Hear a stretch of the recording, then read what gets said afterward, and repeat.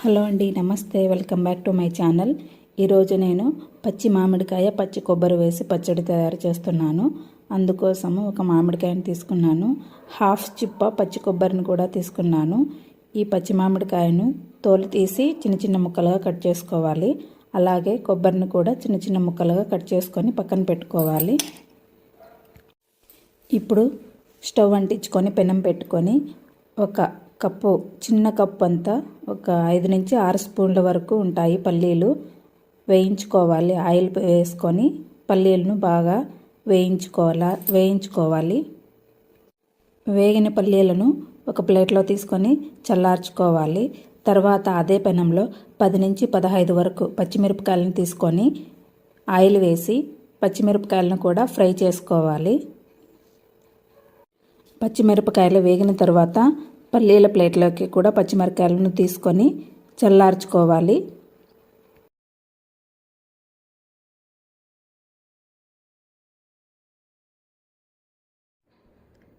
ఇప్పుడు మిక్సీ గిన్నె తీసుకొని చల్లారినటువంటి పచ్చిమిరపకాయలు పల్లీలను వేసుకోవాలి.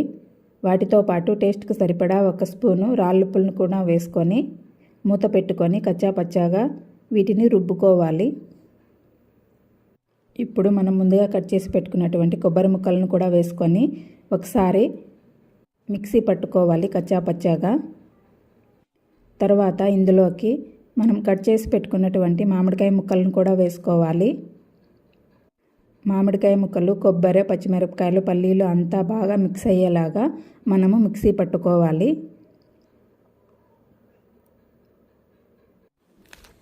ఇప్పుడు కడిగి పెట్టుకున్నటువంటి ఒక గుప్పెడు కొత్తిమీరను కూడా వేసుకొని అంతా కలిసేలాగా పచ్చడి అనేది మిక్సీ పట్టుకోవాలి.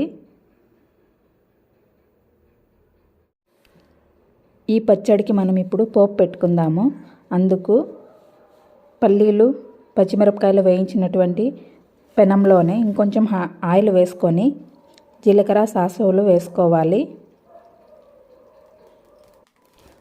గుప్పెడు కరివేపాకు కూడా వేసుకోవాలి. పోపు వేగిన తర్వాత మనం మిక్సీ పట్టుకున్నటువంటి పచ్చడిని పోపులో వేసుకొని బాగా కలయబెట్టుకోవాలి పచ్చివాసన పోయేంత వరకు. పచ్చడిని మనము ఒక 4 నుంచి 5 నిమిషాల పాటు ఆయిల్లో ఫ్రై చేసుకొని తర్వాత స్టవ్ ఆఫ్ చేసుకోవాలి. ఇప్పుడు మనము కట్ చేసినటువంటి పచ్చి ఉల్లిపాయలను పచ్చడిలో వేసుకొని బాగా కలయబెట్టుకొని సర్వింగ్ బౌల్లోకి మార్చుకోవాలి. అంతేనండి, పచ్చి మామిడికాయ పచ్చి కొబ్బరి పచ్చడి రెడీ అయిపోయింది. ఈ రెసిపీ కనుక మీకు నచ్చినట్లయితే ఒకసారి ఇంట్లో ట్రై చేయండి. అలాగే నా ఛానల్ని సబ్స్క్రైబ్ చేయండి, లైక్ చేయండి.